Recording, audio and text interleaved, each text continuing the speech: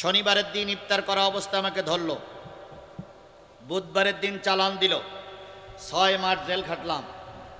সেই 6 মাসের ভিতরে ম্যাজিস্ট্রেট কোর্ট রিজেক্ট করে দিল, জজ কোর্ট জামিন দিল না, হাইকোর্টে গেল, হাইকোর্ট জামিন দিল না, আবার ম্যাজিস্ট্রেট কোর্ট, আবার জজ কোর্ট, আবার হাইকোর্ট, 3 বার ঘোরাঘুরি করার পরে জামিন হলো।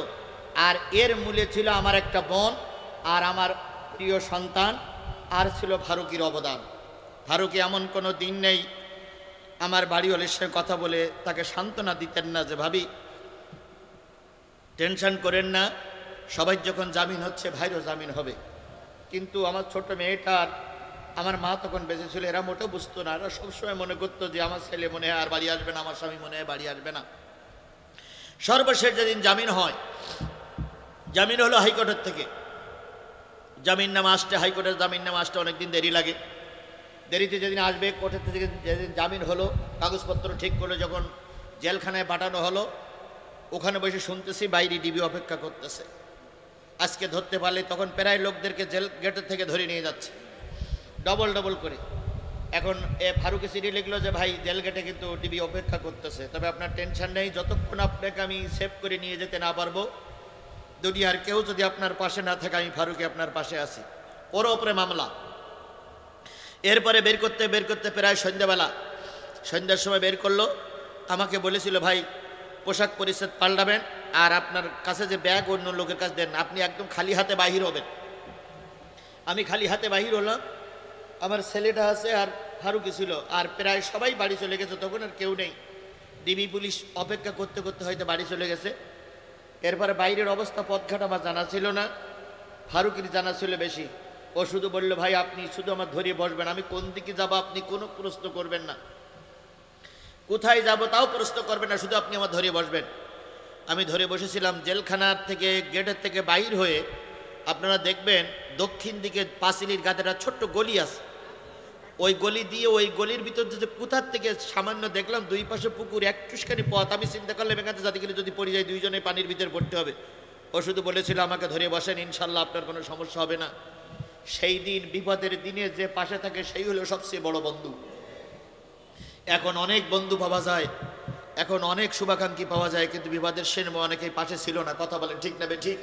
সুতরাং আমার সেই কথাটা বারবার মনে পড়ে যে সেদিন বিপদের দিনে কারা আমাদের পাশে ছিল। আমরা যখন জেলখানায় ছিলাম আপনারা আমাদের অনেকের পাশে ছিলেন। আমি শুধু দোয়া করি আল্লাহ জেলখানায় একসঙ্গে ছিলাম, জান্নাতে তুমি আমাদের একসঙ্গে একটা জায়গা করে দিও।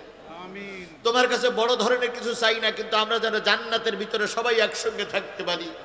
আর সেদিন যেন মালিকের কাছে কথা বলতে পারি যে মালিক নিরপরাধে শুধু তোমার দিন কায়েমের জন্য আমরা জেলে ছিলাম, দয়া করে তুমি আমাদের কবুল করেছো, এই কথাটা যেন মালিকের কাছে বলতে পারি। তোমার জন্য অনেকের কাছে ভোট চেয়েছিলাম, এখন মহা বিপদে আছি, তুমি একটু আমাদের সাহায্য করো। নেতা বলবে কি সাহায্য ভাগ করবো, আমার জ্বালায় আমি পথ পাই না। ওয়ারাউল আযাব, হঠাৎ করে জাহান্নামের আযাব মাথা উঁচু করে বলবে নেতা, ও নেতা আর অনুসারী আসো, তোমাদের জন্য আমরা অপেক্ষা করতেছি। সমাজে তোমরাও ভালো পথে চলুনি, কর্মীদেরও ভালো পথে চালাওনি। পার্থক্য জামাত ইসলাম আর অন্যান্য দলের ভিতরে একটা, সেটা হলো জামাতের নেতারা ভোট করে 1 টাকাও খরচ করে না, সব কর্মীরা খরচ করে। এই কথা বলেন ঠিক না ঠিক? কি বলে গেল জামাত নেতা, আমার তো কান্নাই এসে গেল। 40 বছর হাদিস পড়াচ্ছে, কথাটা পাগলও কোনোদিন বিশ্বাস করবে না। 40 বছর একটা মাদ্রাসার শিক্ষকতা করছে, এত বড় একজন আলেম, তার বুনিদের সম্পত্তি বুনিদের দেওয়ার পরে আর তার নামে কিছু নেই, তিনি ভূমিহীন সমিতির।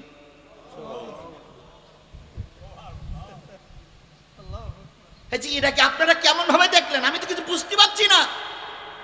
আমি তো শুনে আশ্চর্য হলো যে কথা ঠিক বলছিস না ঠিক বলছিস। কি আপনারা বিশ্বাস করেছেন? ওরে ভাই আমিও বিশ্বাস করি, এ নেতা কেবল জামাত ইসলাম উপহার দিতে পারে, পৃথিবীর আর কোন দেশ কোন রাষ্ট্র উপহার দিতে পারে না এ নেতা। বিশ্বাস না হয় আপনারা মাওলানা রিয়াসাত সাহেবের বাড়ি যান, সেই গোলপাতার বাসায় এখনো আছে, সেই গোলপাতায় এখনো তিনি বসবাস করা অবস্থায় রেখে গেছেন, এখনো ছেলেরা গোলপাতায় বসবাস করে। মুহাদ্দিস আব্দুল খালেক সাহেব, আল্লাহু আকবার, আল্লাহু আকবার, আল্লাহু আকবার।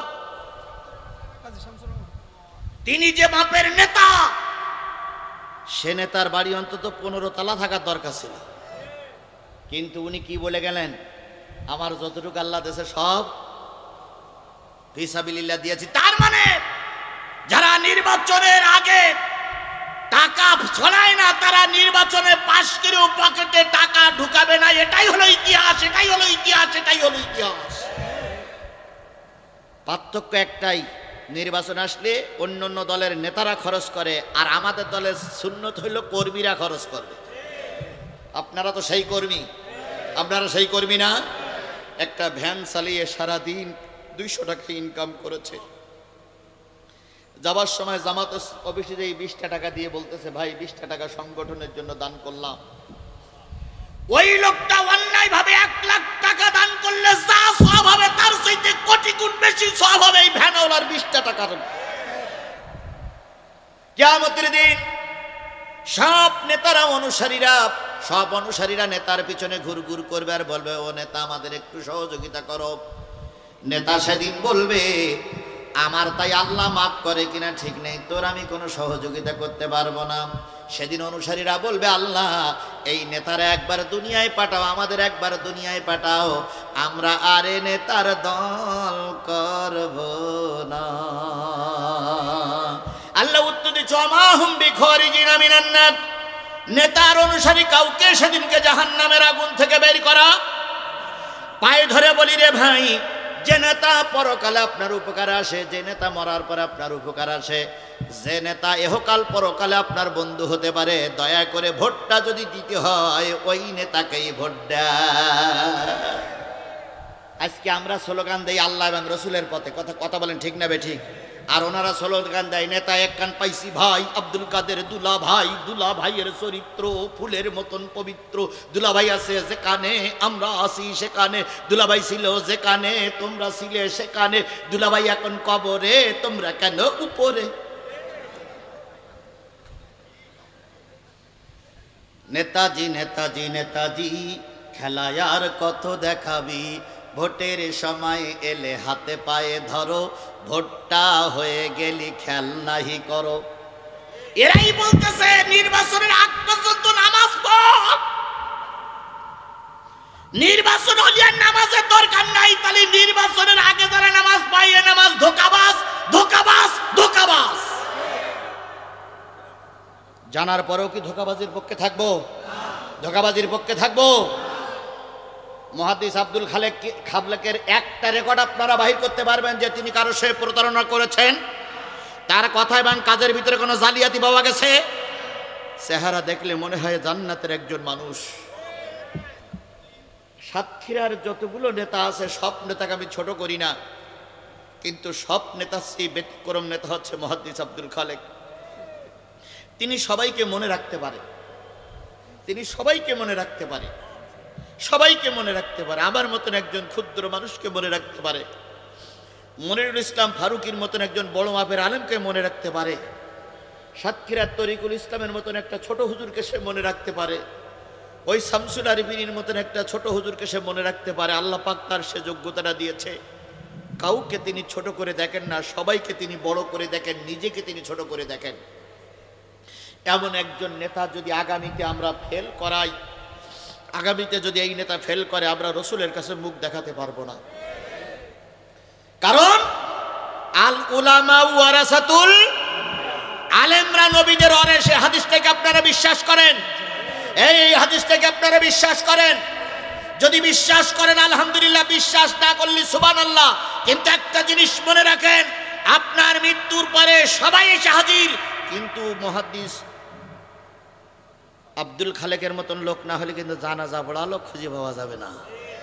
এসপি সাহেব, ডিসি সাহেব, চেয়ারম্যান সাহেব অন্যান্য দলের যদি উপস্থিত হয়, জানাজা হয় না, হুজুরদের দ্বারা করাইতে হয়। তাহলে তাই যদি হয়, তাহলে হুজুররা সব জায়গায় কাজে লাগবে। আগামীতে আমরা নেতা নির্বাচন করব হুজুরদের। কথা বলেন ঠিক নেবে ঠিক? এবার চলুন হাদিসে যে আল্লাহ রাসূল বলেন, ইয়া উম্মুল কওম আকরাহুম লিকিতাবাল্লাহ, যখন নির্বাচন আসবে তখন তোমরা নেতা বানাবা সেই লোকটারে যেই লোকটা সুন্দর করে কোরআন শরীফ পড়তে পারে। নেতা নির্বাচন করতে হবে কাকে, সেটা হাদিসে নাই। খালি তো নতুন করে আবার হাদিস তৈরি করা লাগবে আমাদের। আমি ঘড়ি দেখেছি, এখন বাজে হলো 10:30। আমি আর 15 মিনিট কথা বলবো, দয়া করে কেউ উঠবেন না। আমার দল করতে গেলে কয়টা জিনিস লাগবে? আমি প্রথম পয়েন্টে কথা বলেছি, দ্বিতীয় পয়েন্টে কথা বলছি, আর দুটো পয়েন্টে কথা বলি, শেষ করবো ইনশাল্লাহ। দয়া করে কেউ উঠবেন না, 15 মিনিট আমাকে সময় দেন। আমি চাইছিলাম কোনো অবস্থায় 11টার উপরে যাব না। আমি উঠেছি হলো 9:30, এখন 10:30 বাজে, আর 10-15 মিনিট কথা বলবো ইনশাল্লাহ। আপনারা দয়া করে উঠবেন না, দয়া করে উঠবেন না। আমার 4টে কথা শুনুন, আগামী দিনে আমাদের কাজে লাগানোর জন্য। আল্লাহ রসুল বলেছেন, সেই ব্যক্তি তোমাদের দলের নেতা হবে যেই ব্যক্তি সহি করে কোরআন শরীফ পড়তে পারে, সহি করে কোরআন শরীফ পড়তে পারে। আগামী নির্বাচনে ধরেন আমরা 2-3 জন লোক পাইলাম, জাতীয় পার্টি আসতে পারবে বলে মনে হয় না। আওয়ামী লীগ আসার তো প্রশ্নই নাই, কথা বলেন ঠিক না বে ঠিক। আর কয়েকটা দল আছে, আমি নাম বলে কি বলে এখানে বিতর্ক সৃষ্টি করব না। ধরেন তারা আসলো, আসার পরে রসুলের হাদিস হচ্ছে সেই ব্যক্তি নেতা হবে যে সহি করে কোরআন শরীফ পড়তে পারে। এখন বলুন তো, বাংলাদেশে আর যে দলেরই নেতা আপনার কাছে আসুক, আব্দুল খালেকের চাইতে যোগ্যতা সম্পন্ন লোক আর কি খুঁজে পাওয়া যাবে বলে মনে হয়? তাহলে হাদিসের প্রথম শব্দে আমরা জয়ী হব, কোরআন যে ব্যক্তি ভালো করে তেলাওয়াত করতে পারে আমরা তারে কি বানাবো? নেতা বানাবো, ইমাম বানাবো। সাহাবীরা বলেন, ইয়া রাসূলুল্লাহ, 4 জন নেতা হওয়ার জন্য সামনে এসেছে। এই 4 জনের ভিতর থেকে 4 জন সুন্দর করে কোরআন শরীফ পড়তে পারে, 4 জন কোরআনের হাফেজ। এখন আমরা নেতা বানাবো কার? হুজুর বলেন, ফাআলামুহুম বিসুন্নাহ, যার ভিতরে আল্লাহ এবং রাসূল, আল্লাহ রাসূলের সুন্নত আছে, ওই ব্যক্তিকে তোমরা নেতা বানাও। সাহাবীরা বলেন, ইয়া রাসূলুল্লাহ, সুন্নতের দিক দিয়ে 4 জন সমান। নবীজি বললেন, তার ওই ব্যক্তির নেতা বানাও। ফাকদামুহুম হিজরা, যেই ব্যক্তি ইসলামের জন্য সবচেয়ে বেশি কষ্ট স্বীকার করেছে, হিজরত করেছে, তাকে তোমরা নেতা বানাও। সেই দিক থেকে বলতে পারি, আব্দুল খালেক সাহেবের নামে মামলা কয়টা? 80টা মামলায় হিজরত করেছে, শুধু কষ্ট করেছে কিসের জন্য? ইসলামের জন্য। হাত করা পায়ে বেড়ি পড়াইতে চাইনি, কিন্তু হাত করা পায়ে বেড়ি নিজে পড়ে নিয়েছে, কারণ জানে হাত করা পায়ে বেড়ি দুনিয়ায় পড়লে কিয়ামতের দিন ফেরেশতারা কোমরে বেড়ি পরাবে না। আপনারা জানতেন যে 3টের বেশি মামলা হলে কি পড়তে হইতো? বেড়ি পড়তে হতো। পরে অবশ্য উঠে গেছিল। এই যে মুরব্বী, আপনাদের এই মুরব্বী এই পাশে বসে আছে, উনি আর আমি এক ঘরের ভিতর থাকতাম। জেলখানার সাথে আমার এর ভিতরে অনেকেই আছে, জেলখানায় জেলখানা অনেকে আছে। আমার খুতবা শোনার জন্য সবাই চলে যেত। যাই হোক, ওদিক যাচ্ছি না, আমি সময় সংক্ষেপে নিয়ে আসতেছি। তো এই আমার যখন ওই বেড়ি পড়ায়, 20টা মামলা তো বেড়ি পড়ায়, তো বেড়ি যখন পড়ায় তখন স্বাভাবিক আমার একটু কান্না আসতেছে। এই বেড়ি ধরিয়ে আল্লাহ, গোটা বাংলাদেশের লোক আমার আলোচনা শোনে, গোটা বাংলাদেশের লোক আমার কথা শোনে, আর আমার এই বেড়ি পরিয়ে যাইতে হবে, তা আমার কান্না আসতেছে। তো আমার ওস্তাদ ছিল, বাল্য জীবনের ওস্তাদ মাওলানা লিয়াকত সাহেব, উনি আমার পাশে যে কাঁধের পরে হাত দিয়ে বলতে, জিহাদি চোখে পানি কেন? তাই আমি বললাম, হুজুর আপনি তো জানেন আমি আপনার ছাত্র, আপনি জানেন আমি আপনার ছাত্র, কোনোদিন বেয়াদবি করেছি বলে মনে হয় না। আজকে বিনা কারণে আমাকে বেড়ি পরানো হচ্ছে। হুজুর আমার গালে একটা চুমো দিয়ে বললেন, বাজান আমি তোমার ওস্তাদ হয়ে দোয়া করতেছি, আজকে জাহান্নামের বেড়ি পড়েছ, জাহান্নামের বেড়ি পড়েছ, আজকে দুনিয়ার বেড়ি পড়েছ, কিয়ামতের দিন জাহান্নামের বেড়ি আল্লাহ তোমারে পরাবে না। কারণ কেউ না হলে আমি তোমার সাক্ষী দেব যে আমার ছাত্র কোনো দোষ করিনি। আমার ভাইরা, তাই বলতেছিলাম, যে ব্যক্তি ইসলামের জন্য বেশি কষ্ট করেছে তাকেই নির্বাচিত করতে হবে। রাসূলের হাদিস, আগামী নির্বাচনে যে কয়জন প্রার্থী আসবে তাদের মাথায় টুপি থাক আর নাই থাক, আলেম হোক আর জালেম হোক, যেই হোক, জিজ্ঞেস করবেন বিগত 17 বছরে তুমি কয়টা মামলা খেয়েছ? 17 বছরে যে কয়জন নেতা মামলা খেয়েছে তার ভিতর থেকে আব্দুল খালেকের মামলা যদি বেশি হয়, আল্লাহর কসম তিনি আগামীতে নেতা হওয়ার যোগ্য। আমার কথা না রসুলের কথা? রসুলের কথা অনুসারে তিনি নেতা হওয়ার। সাহাবী আজমাইনগণ বলেন, ইয়া রাসূলুল্লাহ, সবাই যদি ইসলামের জন্য হিজরত করে থাকে তাহলে আমরা ভোট দিয়ে নেতা বানাবো কার? নবীজি বললেন, তারে নেতা বানাবা 4 জনের ভিতরে যার বয়স বেশি, মুরব্বী, ভদ্র, তাকে নেতা বানাবা। আগামী দিনে যতগুলো লোক ভোট চাইতে আসবে তার ভিতরে বাছাই করতে হবে। যদি মুরব্বীর কাতারে আব্দুল খালেক সাহেব থাকে তাহলে হাদিসের ভাষায় তিনি যোগ্য। কথা বলেন ঠিক না ভাই ঠিক?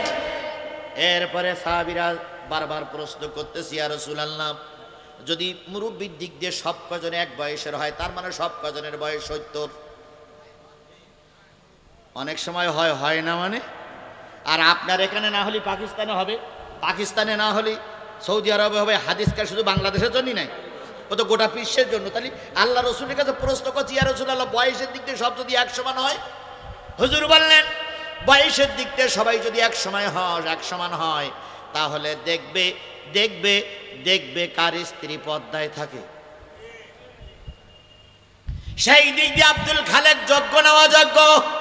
যোগ্য। এরপরে সাহাবীরা বলেন, ইয়া রাসূলুল্লাহ, সবার স্ত্রী যদি পর্দায় থাকে, নবীজি বললেন তারপরে দেখবে কার স্ত্রী দেখতে খুব সুন্দরী। কারণ যার স্ত্রী দেখতে সুন্দর হয় সে ক্ষমতায় যেয়ে কালো মেয়ের হাত ধরিয়ে টানাটানি করে না। আমি আব্দুল খালেক সাহেবের, আমাদের মুরব্বীর মাতা সম্পর্কে আমি ভালো জানি না, কেমন দেখতে আমি কোনোদিন দেখিনি, বলতে পারবো না। তবে আমার বিশ্বাস তিনি এ গুণেও গুণান্বিত। কথা বলেন ঠিক না বে ঠিক? সাহাবীরা বলেন, ইয়া রাসূলুল্লাহ, ওটাও যদি সমান হয়? রাসূল বলে, রাগ করছে না বলেন, ওটাও যদি সমান হয়, বউ দেখতে যদি সবাই সমান হয়? হুজুর বললেন, তাহলে উম্মতেরা এক জায়গায় বসে সিদ্ধান্ত নেবে কাকে নেতা নির্বাচন করা যায়। সুতরাং এই 5টা লোকেশন আল্লাহ রসুল বলেছেন আগামী দিনে নেতা নির্বাচন করতে যে এই 5টা দিক নির্দেশনা দেখে আমরা আগামীতে নেতা নির্বাচন করব। এত কিছু বলতেছেন, ঠিক ঠিক ঠিক, সব ঠিক। 1000 টাকায় আপনি কাজ,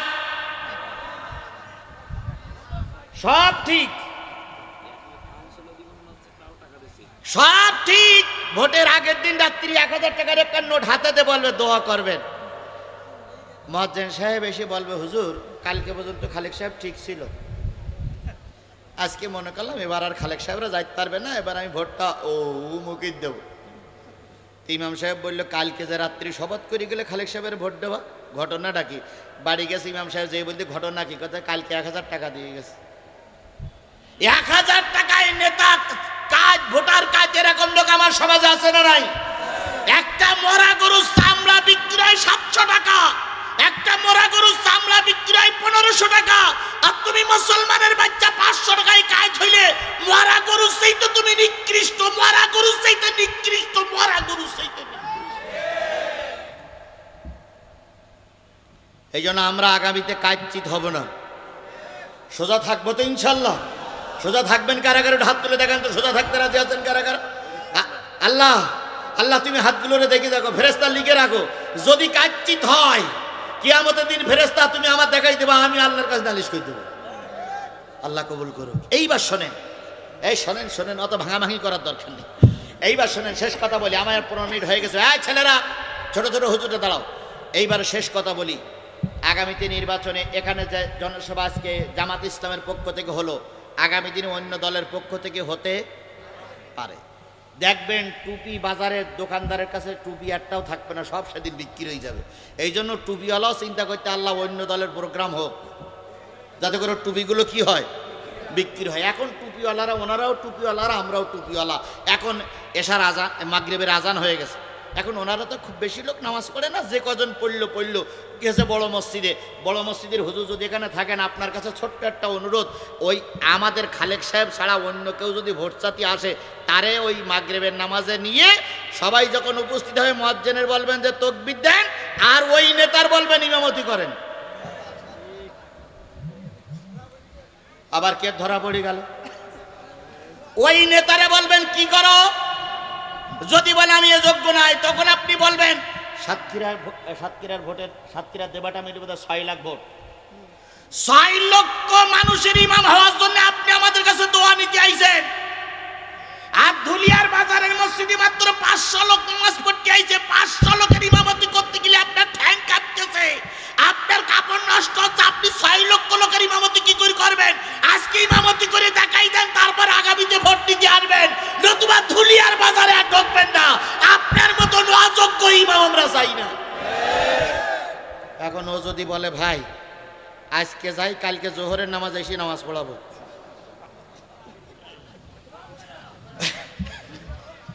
ও ভাই জোহরের ইমামতি করতে দেওয়া যাবে না। এই জোহরের ইমামতি করতে দেওয়া যাবে? কারণ ও যে কি পড়তেছে তো বোঝা যাবে না, এই জন্য জোহরে না হয় ফজরে, নাই মাগরিবে, নাই এশায়। এ যোগ্যতার দিক দিয়ে আব্দুল খালেক কি যোগ্য না অযোগ্য?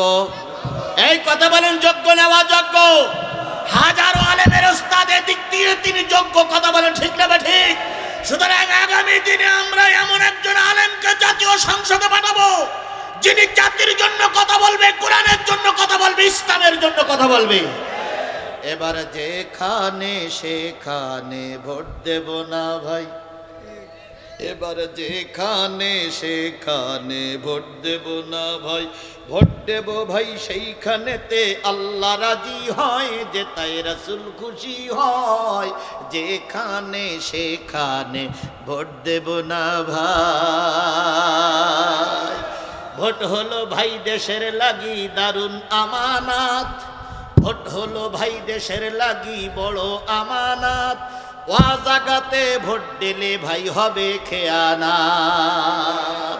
এবার দেশ বাঁচাতে দিন বাঁচাতে, এবার দেশ বাঁচাতে দিন বাঁচাতে সদা সজাগ থাকা যায়। যেখানে সেখানে ভোট দেব না ভাই, এবার যেখানে সেখানে ভোট দেব না ভাই। তাহলে দল করতে গেলে কয়টা জিনিস? 1 নম্বর দলের নাম হলো উম্মত, নেতার নাম হলো মুহাম্মদ সাল্লাল্লাহু আলাইহি ওয়াসাল্লাম। এবার 3 নম্বর দল করতে গেলে একটা প্রতীক চিহ্ন লাগবে। সেই প্রতীক চিহ্নটার নাম কি? আর একটু জোরে বলেন, সেই প্রতীক চিহ্নটার নাম কি? ইনসাফের প্রতীক দাঁড়িপাল্লা। আর আল্লাহ রসুলের হাদিস অনুসারে সেই প্রতীক চিহ্নটার নাম হলো সুন্নাত। প্রতীক চিহ্নটার নাম কি? সুন্নাত বা দাঁড়িপাল্লা, যেটাই হোক সুন্নাত। এখন মনে করতে পারেন দাড়ি রাখা সুন্নাত, টুপি পরা সুন্নাত। ওরে ভাই দাড়ি রাখা সুন্নাত, টুপি পরা সুন্নাত, এটা আমি অস্বীকার করি না। কিন্তু এর চাইতে বড় সুন্নত হলো রাজপথে রক্ত দিয়ে ইসলাম টিকায় রাখা। বাংলাদেশে ভোটের একটা বিরাট জিকির চলছে, ভোট দাও ভোট দাও ভোট দাও, ভোট করবো, এক্ষুনি ভোট দাও, এক্ষুনি ভোট দাও। ও ভাই ডাকসু আর জাকসু, ঢাকা বিশ্ববিদ্যালয় আর জাহাঙ্গীরনগর বিশ্ববিদ্যালয়ের নির্বাচনের পরে এখন বলতেছে উন্নয়ন, এখন বলতেছে সংস্কারের বড় প্রয়োজন। আচ্ছা বলুন তো, ঢাকা বিশ্ববিদ্যালয়ে যারা পড়ে তারা সব বোকা? এদের ব্রেনে কিচ্ছু নেই, সব পাগল? পাগলেরা পড়ে? ঢাকা বিশ্ববিদ্যালয়ে ভর্তি হতে গেলে অনেকগুলো সেক্টর আছে, অনেকগুলো সাবজেক্ট আছে। সেই সাবজেক্টের একটা সাবজেক্টে 100 করে ছাত্র যদি নেয়, পরীক্ষা দেয় 1 লাখ। পরীক্ষা দেয় কত? নেবে কয়জন? 100 জন ছাত্রকে ভর্তি করাবে, পরীক্ষা দেয় 1 লাখ। 1 লাখের ভিতরে যাচাই বাছাই করে টিকাই রাখে 500, তাহলে বাদ যায় কত? 95,000 না 99,500 থাকলে কত? 500। এই 500 থেকে একের থেকে রোল ঠিক করতে করতে আসে, রোল ঠিক করতে করতে করতে করতে করতে করতে করতে 100 পর্যন্ত আসে। 100 পর্যন্ত নেওয়ার পরে কিছুটা ওয়েটিংই থাকে। যদি এর ভিতরে 2টা সিটকে পড়ে তাহলে এর ভিতরে তো ঢুকে আসে, সিটকে না পড়ে তো 100 নেয় আর বাকি 400 বাদ। তাহলে এত বাছাই করা মেধাবী ছাত্ররা যদি সিদ্ধান্ত নিতে পারে যে আগামী দেশ হবে কোরআনের দেশ, আগামী দেশ চলবে কোরআন দিয়ে, আগামী সংসদ হবে কোরআন দিয়ে, আমি ব্রহ্মরাজপুরের মানুষ কেন সিদ্ধান্ত নিতে পারবো না? দেশের মেধাবী ছাত্ররা সিদ্ধান্ত নিয়েছে এদেশে কোরআনের আইন চলবে, আমরাও সিদ্ধান্ত নিলাম আগামী সংসদ হবে কোরআনের সংসদ। রাজি আছেন তো? এবার রাজশাহী বিশ্ববিদ্যালয় নির্বাচন কবে? 10ই অক্টোবর হবার কথা ছিল আগামী কাল, কিন্তু ওনারা পিছাইতেছে। আচ্ছা দেখ দেখ, দুঃখ নেই আমার। কেন দুঃখ নেই বলবো? সেটা হলো, যখন বাতিলেরা ক্ষমতায় ছিল তখনও রাজশাহী বিশ্ববিদ্যালয় শিবিরের দখলে ছিল। যখন বাতিলেরা ক্ষমতায় ছিল তখন চট্টগ্রাম বিশ্ববিদ্যালয় শিবিরের দখলে ছিল। যখন বাতিলেরা ক্ষমতায় ছিল তখন খুলনা বিশ্ববিদ্যালয় শিবিরের দখলে ছিল। এখন যতই ভোটে পিছাও, ইসলাম পন্থীরা বিজয় অর্জন করবে, ঠেকাতে পারবা না, পারবা না, পারবা না। ইনশাল্লাহ বলেন, ইনশাল্লাহ বলেন, ইনশাল্লাহ বলেন। আমি রাজশাহী বিশ্ববিদ্যালয়ের ছোট্ট একটা সংবাদ বলি। আগের আমার গুরু বলতেছিলেন, রাজশাহী বিশ্ববিদ্যালয় ছাত্রলীগের ছেলেরা মিছিল করতেছে। শিবিরওয়ালারা চিন্তা করলে এরা তো এই মিছিল যদি সফল হয় তাহলে তো আমাদের এখানে অস্তিত্ব থাকবে না। তো শিবিরি ছেলেবিলের চিন্তা করলো যে কিভাবে ঠেকানো যায়। এখন রাজশাহী বিশ্ববিদ্যালয়ে বিভিন্ন গলি আছে। এখন এক গলির মুখে ওরা সদই শিবিরির পোলা গলির মুখী 2-3 হাত লাঠি, 2-3 হাত করে লাঠি কেটে ওর ভিতরেই আছে। এন্ড পুলিশ সামনে, পিছনে পুলিশ, মাঝখানে জয় বাংলা স্লোগান দিতে যাচ্ছে। এখন যেই না কোনা ঘুরেছে তখন ওই দুশা ছিল ভিতরে শিবিরির পোলা, ওরা সব মাস্ক পরা, ওই মাস্ক পরা অবস্থায় ওর ভিতরে ঢুকে বলতেছে জয় বাংলা। তাহলে ওরা বুঝলো, পুলিশ বুঝলো, ছাত্রলীগের ছেলেরা বুঝলো এরা সব আমাদের। কি কায়দায় করিস তাই দেখেন। ওরা বুঝলো, এরা বুঝলো, সব এরা হলো ছাত্রলীগের আমাদের। আর এক বেকন ঘুরে পুলিশের টো পুলিশ সামনে গেছে, পুলিশ পিছনে। ওইখানে যেয়ে নারাই তকবীর বলে মার গেছে রে ভাই। 18টা জায়গায় পড়ে গেছে। আর সব ঠ্যাং খোড়ায় খোড়ায় খোড়ায় খোড়ায় দৌড়িয়ে বলতেছে জয় বাংলার ভিতরে নারাই তকবীর। ঢুকলো কি করে? শ্যামলার ভিতরে আলো ঢুকলো কি করে? এর নাম হলো উদুইলা সাবিলি রব্বিকা বিল হিকমা। সেই সময়ও যখন সরকার তাদের পক্ষে ছিল, সেই সময়ে শিবিরের হাত থেকে রাজশাহী বিশ্ববিদ্যালয় নিতে। আর এখন তো প্রশ্নই ওঠে না। কথা বলেন, কথা বলেন। হোক সেই 10ই অক্টোবর। আমাদের অক্টোবরের কয় অক্টোবর? 6 অক্টোবর আমাদের সেই, না না 28 অক্টোবর। ও 28 অক্টোবর আমাদের। ওই দিন হলে আরো একটু ভালো হইতো। আরো খুশি যদি 28 অক্টোবরে দিই তাহলে আমরা আরো খুশি হতাম, কারণ ওই দিন হলো প্রতিশোধ নেওয়ার দিন। কথা বলেন ঠিক না বেটি? 10ই অক্টোবর হোক। আপনারা সাদা কাগজে লিখে রাখেন, যদি ভোটে কারচুপি না হয়, যদি আমার সোনার মানিকেরা ভোট কেন্দ্রে যেতে পারে, আর সোনার মানিকেরা যদি তার পছন্দ মতো প্রার্থীরে ভোট দিতে পারে, 10 তারিখের ভোটও ইসলামী ছাত্র শিবিরের প্যানেল বেরিয়ে আসবে। কোন অবস্থায় ঠেকাতে পারবা না, পারবা না, পারবা না। ইনশাল্লাহ, ইনশাল্লাহ, ইনশাল্লাহ। সুতরাং আমাদের ভিতরে সুন্নত থাকা লাগবে। সেই সুন্নতের পাবন্দি করে আগামী দিনে আমরা সবাই মিলে সিদ্ধান্ত নিয়েছি, সকল দলের দেখা শেষ, টুপিওয়ালার বাংলাদেশ। সকল দলের দেখা শেষ, জামাত ইসলামীর বাংলাদেশ। আমার এই স্লোগানের সঙ্গে কারা কারা একমত? 2 হাত উঁচু করে আল্লাহরে দেখা।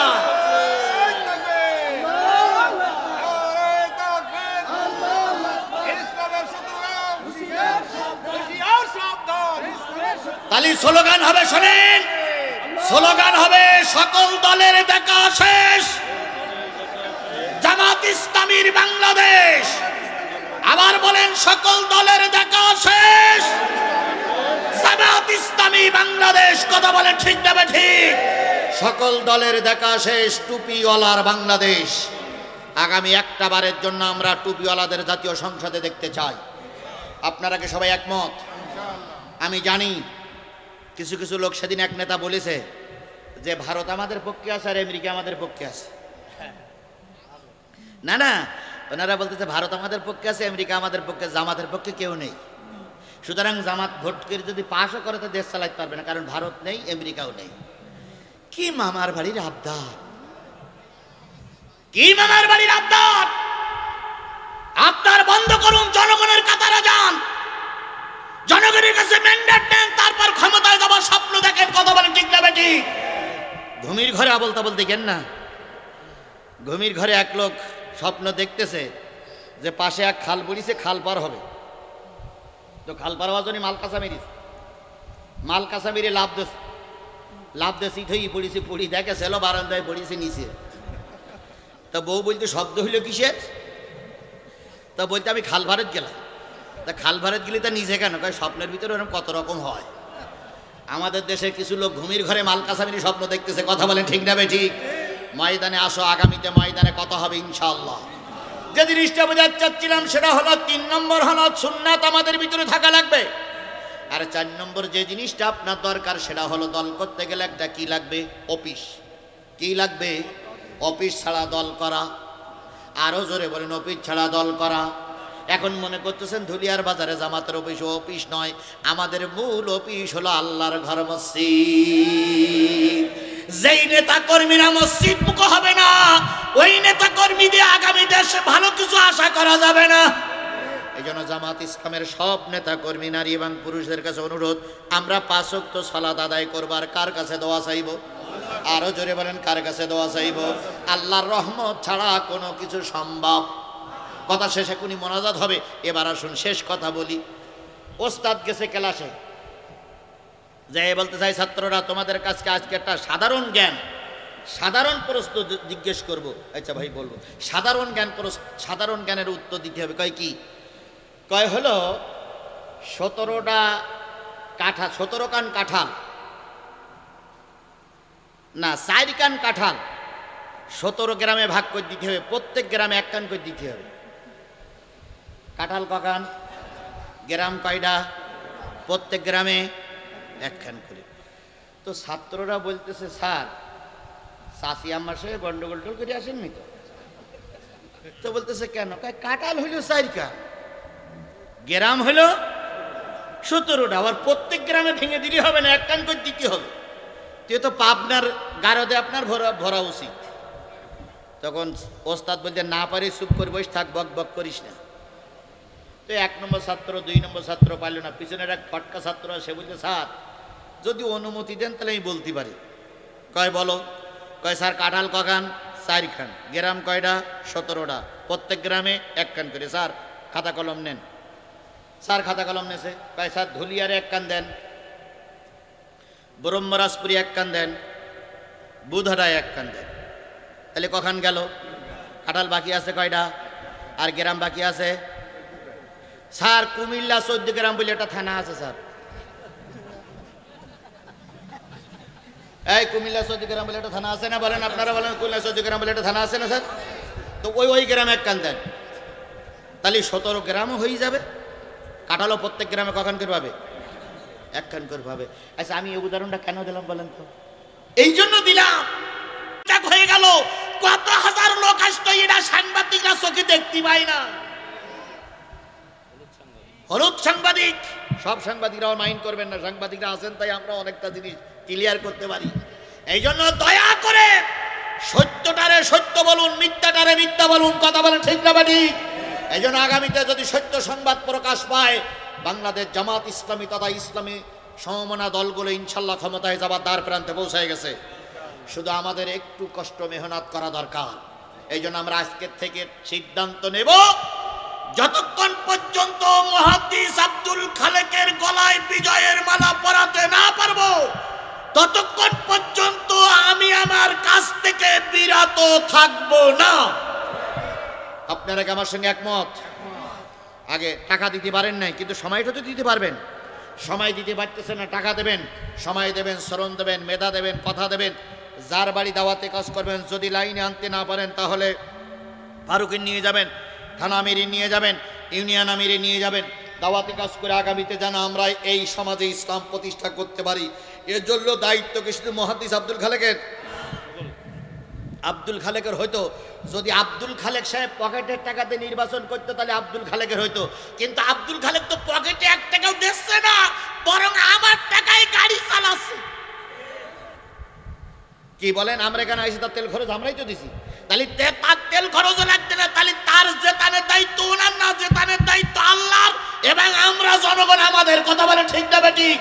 আব্দুল খালেক এমপি হলে আব্দুল খালেক একা এমপি না, আমরা সাতক্ষীরা এবং দেবাটার সব মানুষই এমপি। তাই যদি হয় তাহলে আমাদের কাজ করা দরকার আছে না নাই?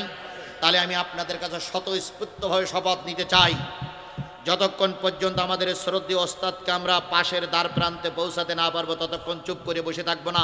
আমার কথার সঙ্গে কারা কারা একমত আছেন দুই হাত তুলে মালিকের দেখান, জোরে একটা তাকবীর দিবেন, নারে তাকবীর, আরো জোরে নারে তাকবীর। আল্লাহ আমাদের কবুল করুক, আল্লাহ আমাদের কবুল করুক, আল্লাহ আমাদের কবুল করুক। আমার প্রিয় ভাই,